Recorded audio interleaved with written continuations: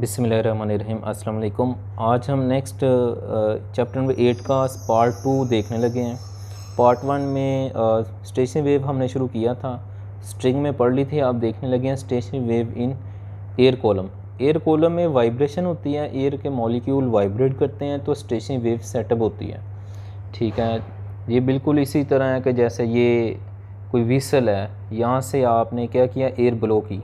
जब air blow करेंगे तो ये जो इसमें वाइब्रेशन आएगी, एयर मॉलिक्यूल क्या करना शुरू कर देंगे, वाइब्रेट करना शुरू कर देंगे।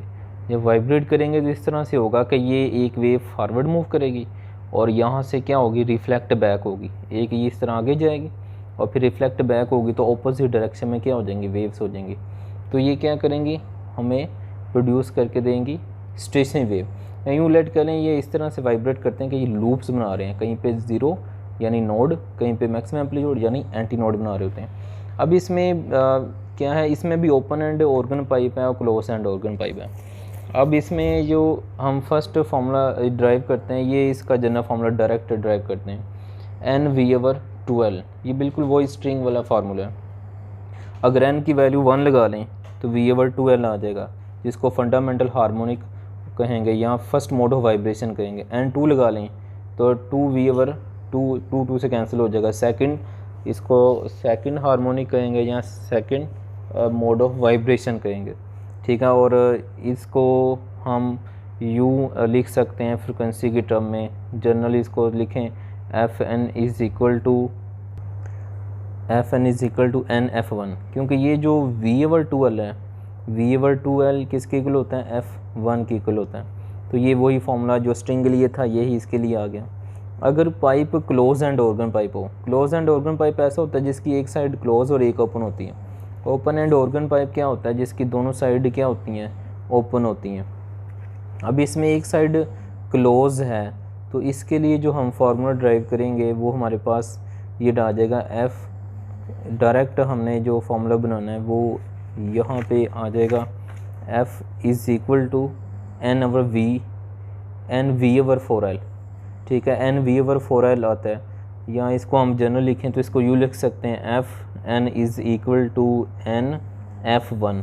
लेकिन यहाँ पे जो n होगा, ठीक है, ये इस n को कहेंगे 1 3 5 7 etc है, क्योंकि यहाँ पे ये जो हार्मोनिक बनेंगे वो ओड हार्मोनिक होंगे। n1 लगाएंगे, ठीक है, या n की जगह 3 लगाएंगे etc। और इसमें हम ये एक रिज़ल्ट निकालते हैं कि ये जो ओपन एंड ऑर्गन पाइप होता है इसमें हार्मोनिक्स ज़्यादा आते हैं। Open end organ pipe is richer in harmonic. ठीक है, ये हमने देख लिया। और ये डॉल्फिन के लिए इंफॉर्मेशन दी हुई है। डॉल्फिन क्या करती है, इकोलोकेशन अलाउ करती है और क्या करती है, डिफरेंट ऑब्जेक्ट की शेप, साइज, थिकनेस का वो डिटेक्ट करती है कितनी है, ये इकोलोकेशन से बता रही होती है। ठीक है, फिर नेक्स्ट लास्ट इसका टॉपिक है डॉपलर इफेक्ट। और जो डॉपलर इफेक्ट है वो कहते हैं parent change in frequency. Frequency में जो चेंज आता है उसको हम डॉपलर इफेक्ट हम कहते हैं। अब डॉपलर इफेक्ट में जो हम देखेंगे वो देखेंगे कि रिलेटिव मोशन की वजह से आता है। अगर ऑब्जर्वर और सोर्स मूव कर रहे हैं, जैसे ये ऑब्जर्वर है और यहाँ पे ये सेंटर पे सोर्स है या स्पीकर है, ये इसकी तरफ आता है या अवे जाता है, तो ये स्पीड की वजह से होगा। ठीक है, डिस्टेंस पे डिपेंड नहीं करता। ये डॉपलर इफेक्ट बहुत इंपॉर्टेंट MCQs है कि डॉपलर इफेक्ट डिस्टेंस पे डिपेंड करता है या नहीं करता। तो इसका आंसर है ये, डॉपलर इफेक्ट डिस्टेंस पे डिपेंड नहीं करता। ठीक है, ये इसमें हमने देख लिया, डॉपलर इफेक्ट डिस्टेंस पे डिपेंड नहीं कर रहा होता। और इसके डिफरेंट केसेस हैं। फर्स्ट केस का जो रिज़ल्ट आता है वो ये है कि अगर ऑब्जर्वर सोर्स की तरफ आ रहा हो तो ये आता है F/V + U0/V। U0 ऑब्जर्वर की स्पीड है। और अगर ऑब्जर्वर अवे मूव कर रहा हो तो फिर माइनस आ जाता है। यहाँ पे ये प्लस है तो इधर हम माइनस लगा लेंगे, ये माइनस लगा दिया। ठीक है, अब तीसरे केस में क्या होता है, थर्ड केस में ये माइनस लगा दिया। थर्ड केस में क्या होता है कि सोर्स ने अब मूव करना है, सोर्स अवे मूव करेगा ऑब्जर्वर से, अब ऑब्जर्वर रेस्ट में आ जाएगा। तो इसका जो फार्मूला बनेगा वो यूँ इसका आएगा, λc is equal to V - US/F। इसको जो सॉल्व करेंगे तो हमारे पास डायरेक्ट जो फार्मूला आएगा वो ये होगा कि F C is equal to V over V minus U S into F. ठीक है, ये बता रहा है कि टूवर्ड्स से जब सोर्स मूव करेगा फ्रिक्वेंसी इंक्रीज़ हो जाएगी। ठीक है, और इसमें डॉपलर शिफ्ट आता है जिसको लिखते हैं U S over F. As far source की स्पीड है, सोर्स मूव करेगा तो डॉपलर इफेक्ट आएगा, यानी चेंज इन वेवलेंथ या चेंज इन फ्रिक्वेंसी आ रहा है। ये डॉपलर शिफ्ट है और ये डॉपलर शिफ्ट की डेफिनेशन है। डॉपलर शिफ्ट क्या है? जब क्या हो, हम कहते हैं कि source is moving towards observer with velocity v, then in 1 second the waves are compressed. जो वेव कंप्रेस्ड हो जाती हैं उन वेव्स कंप्रेस्ड को हम क्या कहते हैं? डॉपलर शिफ्ट हम कहते हैं। तो इसमें ना एक पॉइंट है, वो ये है कि ये लेट कर लें, ये सोर्स है। ठीक है, यहाँ पे हमने लेट किया, ये सोर्स आ रहा है और यहाँ पे ऑब्जर्वर है। ऑब्जर्वर सोर्स की तरफ आ रहा है, पहला केस है। ऑब्जर्वर सोर्स से वे जाएगा, सेकंड केस है। ये फार्मूला भी हमने देख लिए। तो इस केस में नंबर ऑफ़ वेव्स यानी number of frequency, number of waves यानी फ्रिक्वेंसी चेंज हो रही है। अब यूँ लेट कर लेते हैं कि ये जो ऑब्जर्वर है ये रेस्ट में है। मूव किसने करना है? इस सोर्स ने। ये जो सोर्स है ये टूवर्ड्स मूव करेगा या क्या करेगा? सोर्स अवे मूव करेगा। अब सोर्स के टूवर्ड्स और अवे मूव करने से क्या होना है? जब ये इसकी तरफ आएगा तो वेव कंप्रेस हो जाएंगी। पहले लेट करें 1 2 3 1 2 3 3 वेव्स थी। जब सोर्स इधर आ जाएगा तो वेव्स 3 रहेंगी, लेकिन क्या हो जाएंगी? कंप्रेस हो जाएंगी। ठीक है, तो ये इसको हमने देख लिया। अवे जाता है, लेट करें ये यहाँ पे आ जाता है। ठीक है, तो वेव 3 रहेंगी 1 2 3 1 2 3, लेकिन एक्सपेंड करेंगे तो अवे जाने से वेव्स एक्सपेंड हो जाती हैं, सोर्स के टूवर्ड्स आने से वेव कंप्रेस हो जाती है। जो 1 सेकंड में कंप्रेस होती है वेव या एक्सपेंड होती है तो इसी को हम डॉपलर शिफ्ट कहते हैं और ये इसका फार्मूला होता है। ठीक है, और ये इसका फाइनल फार्मूला ये याद रखना आपने। और फिर फोर्थ केस में सोर्स अगर वेव मूव कर जाए तो फिर डिनोमिनेटर में प्लस आ जाता है, ये इसका फार्मूला हो जाता है। ठीक है, फिर इसकी ना ये साइड पे इंफॉर्मेशन दी हुई है कि डॉपलर इफेक्ट यूज जब भी होता है तो ये मॉनिटर करता है ब्लड फ्लो को हमारी बॉडी के अंदर।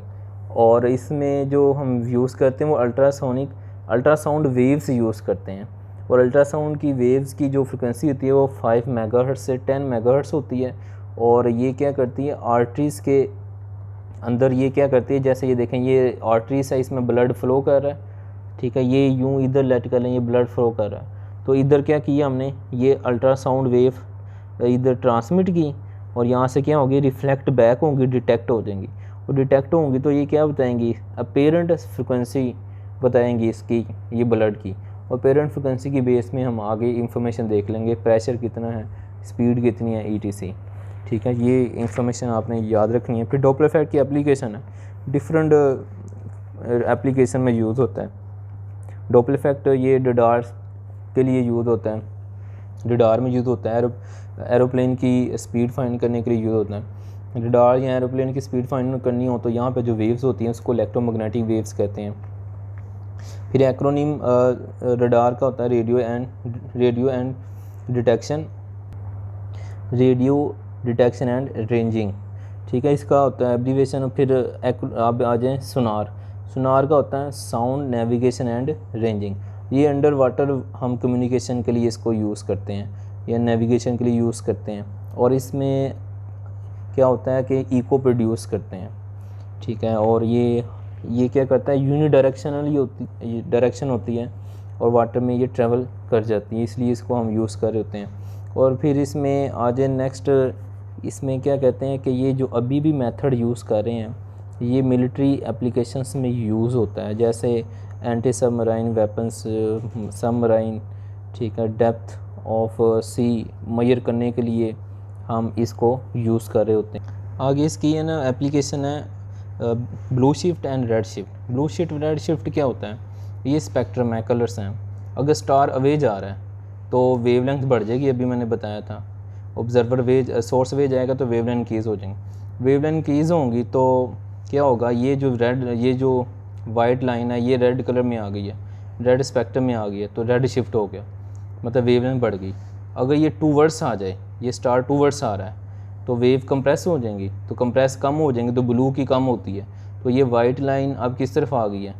ये ब्लू की तरफ आ गई है, ब्लू में एग्जैक्ट तो नहीं आई लेकिन ब्लू की तरफ आ गई है, इसको कहेंगे ब्लू शिफ्ट। तो एमसीक्यू से आती है बहुत इंपॉर्टेंट। अगर स्टार अवे ट्रैवल कर रहा हो तो क्या होता है, रेड शिफ्ट। अगर स्टार टूवर्ड्स आ रहा है या अर्थ की तरफ आ रहा है तो क्या होता है, ब्लू शिफ्ट होता है। ठीक है, ये आपने पढ़ लेनी है, डेफिनेशन अभी लिखी हुई है। ये इसमें लिखा हुआ है ब्लू शिफ्ट के, ये रेड के शिफ्ट के बारे में लिखा हुआ है पीछे। ये जो लास्ट पैराग्राफ था इधर, ये उसने ब्लू शिफ्ट के बारे में मेंशन किया हुआ है। अब इधर आ जाए, ये साइड पे इंफॉर्मेशन दी हुई है, bat navigate and find food by echolocation. Dolphin का भी हमने देखा था पीछे और बैट का भी देखा था। ये क्या करें, इको लोकेशन यूज़ करती हैं अपनी फूड फाइंड करने के लिए। बैट इको लोकेशन और करती है। और लास्ट टाइम हमने पीछे देखा था कि ये जो डॉल्फिन है ये इको लोकेशन की मदद से डिटेक्ट करती है ऑब्जेक्ट को, या शेप वगैरह डिटेक्ट बताती है। और फिर इसमें बताया हुआ है कि डॉपलर शिफ्ट हम यूज़ करते हैं तो इलेक्ट्रोमैग्नेटिक वेव यूज़ कर रहे होते हैं रडार के अंदर, और माइक्रोवेव यूज़ करते हैं जब क्या करते हैं हम पल्स वेव यूज़ कर रहे होते हैं। कार की स्पीड फाइंड करनी हो तो फिर जो हम रडार में, फिर हम एप्लीकेशन में जो वेव यूज़ करते हैं वो माइक्रोवेव्स होती हैं। ठीक है, फिर इसमें हम कार की स्पीड फाइंड कर सकते हैं डॉपलर शिफ्ट से। By measuring Doppler shift this speed at which car is moves is calculated by computer program. ये मोटरवे पे आप देखते हैं कि स्पीड पता करवा लेते हैं, वो डॉपलर शिफ्ट ही आया, ये डॉपलर इफेक्ट ही है बेसिकली। डिवाइस पकड़ी होती है, वो उसको बता देती है डॉपलर शिफ्ट को फाइंड करके कार की स्पीड क्या है, फिर उसे फाइंड भी हो जाता है अगर लिमिट क्रॉस हो रही हो तो। और ये चैप्टर के एंड पे समरी है जो मैं आपको कहता हूँ, ये पढ़ें। ये पूरे चैप्टर का जो मेन पॉइंट्स है उसमें लिखे होते हैं। ठीक है, waves carry energy and this energy is carried out by disturbance which spread out from the source. ठीक है, ये मैंने पहला पॉइंट पढ़ा। इसी तरह ये सारे हम ये पढ़ के आ चुके हैं सारे। ये मेन पॉइंट है जो आपने इसमें देखने होते हैं। ठीक है, फिर ये if particle of medium vibrate parallel to direction of propagation of wave then such wave is called longitudinal wave. Sound wave इसकी एग्जांपल बता दी। If particle and medium is simultaneously acted upon by two waves then resultant displacement of the particle is algebraic sum of all individual wave इसका superposition of principal. ठीक है, ये आपने points पढ़ लेने हैं सारे। ये स्टेशन वेव, ये इसका डॉपलर इफेक्ट के एंड पे आ गया। Apparent change in pitch of sound, ये जो हम कहते हैं फ्रिक्वेंसी इंक्रीज डिक्रीज़ हो रही है, ये पिच इसको कहते हैं, पिच इंक्रीज़ हो रही है या डिक्रीज़ हो रही है। ठीक है, ये डॉपलर इफेक्ट में पिच चेंज हो रही होती है, अपेरेंटली चेंज हो रही होती है। आज ये चैप्टर नंबर 8 था, इसको हमने ये कर लिया सारा। अब इसके हम MCQs करने लगे हैं चैप्टर नंबर 18 के। अब कुछ स्टूडेंट्स कह रहे थे सर टॉपिक हमें बता दिया करें MCQs का। टॉपिक इसमें लिए नहीं बताया था क्योंकि चैप्टर पढ़ रहे हैं तो पूरे चैप्टर में ही कर रहे हैं। ये इस चैप्टर का नाम पता चल गया तो आ गया। अब इधर ये टॉपिक मैंने ऊपर ये मेंशन किए हुए हैं, क्या है, waves to effect of variation on speed of sound. Wave से लेकर स्पीड ऑफ साउंड पे जो वेरिएशन आता है, प्रेशर का इफेक्ट है, टेम्परेचर इफेक्ट है, यहाँ तक ये इसके MCQs में जो मेन है वो आपको करवा रहा हूँ। बाकी आपको ये नोट्स मैं दे दूँगा PDF में, आप इसको खुद बाकी पढ़ लीजिएगा। Wave is disturbance that transport energy momentum mass A and B में एनर्जी मोमेंटम दोनों है तो ये A एंड B आ जाएगा, यानी दोनों होंगे एनर्जी। और अगर एनर्जी ट्रांसफ़र हो रही है इसका मतलब मोमेंटम भी ट्रांसफ़र हो रहा होता है। ठीक है, तो ये बोथ ऑप्शन आ जाएगी इसमें। ठीक है, बुक में एनर्जी लिखा हुआ था तो मोमेंटम ये आपने लॉजिकली सोचना है, तो ये दोनों ऑप्शन बन जाएगी। जो नहीं सोचते वो एनर्जी लगा के आ जाएंगे, क्रॉस कर देंगे। Light wave are dash in nature, transfers होती है। ठीक है, लाइट वेव सनलाइट ट्रांसफर्स है। ठीक है, उसके बाद अब ये आपने ना ये पढ़ लेनी है सारी। मैं आपको ये नोट्स दे दिए हैं, आपको ये सेंड कर दिए। इनके सलूशन भी जो है ना मैं आपको PDF में साथ ही दे दूँगा। जो सलूशन है वो भी आपको मिल जाएंगे PDF में सारे। कुछ होंगे नहीं होंगे जो सिंपल हैं, मोस्टली के आपको मिल जाएंगे। ठीक है, अब आपको जो मैं करवा रहा हूँ नेक्स्ट वो ये वाली है। ठीक है, अब इसमें ये देख लेते हैं। when a wave enters from one medium to other which of the physical quantity remains constant। तो जब एक मीडियम से वेव दूसरे मीडियम में जाती है तो जो क्वांटिटी कांस्टेंट रहती है उसको फ्रिक्वेंसी कहते हैं। ये फॉर्मूला होता है ना V = F λ। ये कांस्टेंट रहती है जब एक मीडियम से दूसरे मीडियम जाती है। वेवलेंथ चेंज होती है तो स्पीड भी चेंज हो जाती है। Distance between crust and trough is, crust और ट्रफ का जो होता है वो λ/2 होता है। ये है ना, ये क्रस्ट और trough, distance between crust and trough, ये क्रस्ट है और ये ट्रफ है, ठीक है। तो ये λ/4, ठीक है, ये यहाँ तक होगा, ये क्रस्ट है और ये ट्रफ है, ये λ/4 और ये भी λ/4, λ/4 प्लस λ/4 इज इक्वल टू λ/2 आ जाएगा। तो ये ऑप्शन हो जाएगी, ठीक है, ये नहीं होगी, ये ऑप्शन आएगी। उसके बाद ये देख लेते हैं, speed of sound in hydrogen is with respect to oxygen. तो ये भी मैंने आपको बताया था थ्योरी का, पिछले लेक्चर में करवा के आ रहा हूँ। तो क्या होती है, 4 टाइम्स होती है हाइड्रोजन की स्पीड ऑक्सीजन से। रीज़न भी बताई थी, क्योंकि ऑक्सीजन की डेंसिटी ज़्यादा होती है, ठीक है। अब इसमें ये देख लेते हैं, if the velocity of sound is 30। अच्छा, ये न्यूमेरिकल है, ये आप कर लीजिएगा, सोल्यूशन मैंने आपको दे दी हैं तो वो देख लें। अब ये देखते हैं जो मेन वाले हैं। According to Newton's when sound wave move through air this is an isothermal. जब वेव थ्रो करती है तो टेम्परेचर कांस्टेंट रहता है, टेम्परेचर कांस्टेंट रहता है तो ये आइसोथर्मल प्रोसेस होता है। आइसोबैरिक में प्रेशर कांस्टेंट होता है, आइसोकोरिक में वॉल्यूम कांस्टेंट होता है, एडियाबैटिक में टेम्परेचर कांस्टेंट होता है, ठीक है।